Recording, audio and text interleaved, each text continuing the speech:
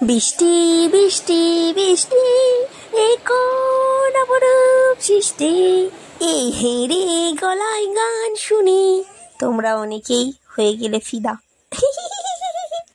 তাই না? তো বন্ধুরা, আজকের এই গরিবের ঘরে ঢিঙ্কানাঙ্গা প্রচুর আয়োজন। আজকের কি ছেড়ে কি রান্না করব ভেবেই পাচ্ছি না। বলি না, গরিবের ঘরে ভগবান जब देता है छप्पर फाड़ के देता है, আর जब नहीं देता তো নুন আনতে পান্তা ফুরোনো অবস্থা হয়ে যায়।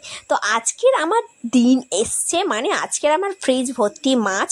যখন আবার ফ্রিজে কিছু থাকে না, কি রান্না করব ভেবে পাই না, আবার ঘর টাকাও থাকি না, কে কিনবো ভেবে পাই না। তো যাই পারে হোক, আজকের আমার ফ্রিজ ভর্তি কত রকম মাছ তোমাদেরকে আজকের অবাক করে দেবো। কত রকম মাছ তোমাদেরকে দেখাবো।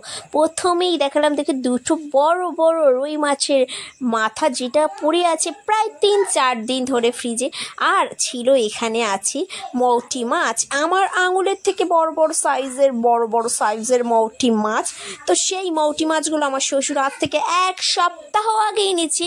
সেই মাছগুলো এখনো রান্না করতে পারিনি, তাই এই কল্প শাকগুলো তুলে এনেছি পুকুরের পাড় থেকে। সেখান থেকে তুলে এনেছি। লোক ঝগড়া করবে, উল্টো পাল্টা বলবে শাককে তুলেছে কে জানে, যাই পারে লুকিয়ে ছুড়িয়ে নিয়ে চলে এসেছি। আর শ্বশুর মশাই তো বাজার করে নিয়ে এসেছে, বাড়িতে আছে প্রায় 1 বছর। বাইরে ছিল, আমাদের খাওয়ার পুরো সর্বনাশ হয়ে গিয়েছিল। বাজার করার লোক নেই, ঘরে পয়সা নেই, কি অবস্থা হয়েছিল। সে যাই পারে হোক, এখন শুধু খাও আর খাও যতদিন শ্বশুর আছে। তো যাই পারে হোক, এখানে দেখো, মানে শ্বশুর আছে বলতে কি, শ্বশুর যদি আবার কাজে চলে যায়, আবার আমাদের খাওয়ার ঠান পড়ে যাবে, ভাঁটা পড়ে যাবে। তো যাই পারে হোক, আবার এখানে মাছ ফাছ সব নিয়ে বসে পড়েছি। দেখো, যেগুলো রান্না করব আর যেগুলো রান্না করব না তারপর ফ্রিজে ভর্তি করে রাখতে হবে না, একদিনে সব খেয়ে নিলে আর কালকে কি খাবো, ঘোড়ার ডিম। সেজন্য আজকে কি করছি দেখো, এখানে কল্প শাক আর যে মৌটি মাছটা ছিল না, অলরেডি 1 সপ্তাহ পার হয়ে গিয়েছে। সেগুলোকে কল্প শাক দিয়ে, পেঁপে দিয়ে, আলু দিয়ে একদম কষা রান্না করব, জিরে আদা বাটা দিয়ে। আর এখানে রেখে দিচ্ছি আমি মাছের ডিমের সাথে চিংড়ি গোটা দিয়ে রেখে দিচ্ছি। আর গোটা দিয়ে চিংড়ি ভেজে পান্তা খেয়ে নেবো। দিয়াংকে, মানে দিয়াং যেহেতু চিংড়ি খেতে পছন্দ করে, তো দুপুরে আর কিছু চিংড়ি রান্না করবো না, সেজন্য ওকে ভেজে পান্তা দিয়ে খাই, স্কুলে পাঠিয়ে দেবো। নুন আনতে আজকের পান্তা ফুরোবে না, আজকে চিংড়ি মাছ ভাজা দিয়ে খাবো, মায়ের ছেলে মিলে পান্তা। তো যাই পারে হোক, এখানে দেখো মাছ আর চিংড়ি সব ফ্রিজের মধ্যে রাখবো বলে।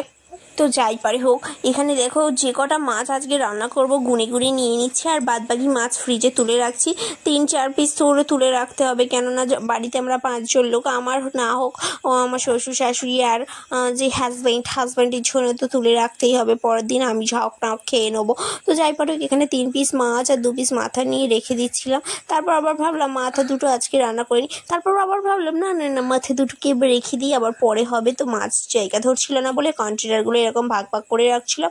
আর যে দোল মাছটা আছে না, দোল মাছটার কিছু করছি না, কালকের বেশি আদা রসুন পেঁয়াজ টমেটো দিয়ে একদম কষা করে রান্না করব। তো আজকের একদম দোল মাছগুলো তুলে রাখলাম। আজকে জাস্ট করবো সিম্পলি জিরে আদা বাটা দিয়ে কুলপো শাক আর মৌটি মাছের ঝোল। আর করব কি বলতো, হচ্ছে রুই মাছের আলু দিয়ে অল্প ঝোল। আর কুমড়োগুলো আজকে কিছু করছি না। মাছগুলো দেখো একদম টাটকা ফ্রেশ, রক্ত দেখা যাচ্ছে, মানে একদম টাটকা ছিল। তো মাছগুলো একদম লাল হয়ে গেছে। তো যাই পারে হোক, সেই মাছগুলোকে আজকে কি করব বলো তো, ভালো করে জলে ভিজিয়ে রাখবো। ভিজিয়ে রাখার পর সেগুলোকে একদম সুন্দর করে রান্না করে নেবো। আর কি রান্না করার ভিডিও তোমাদের সাথে অত শেয়ার করতে পারবো না, বাবা রান্না করবো, ছেলেটি স্কুলে দিয়ে আসবো, অত টাইম আমার হচ্ছে না। সকালে যেটুকু পেরেছি সেটুকুই তোমাদের সাথে শেয়ার করছি, আর ভিডিওটি এখানেই শেষ করছি।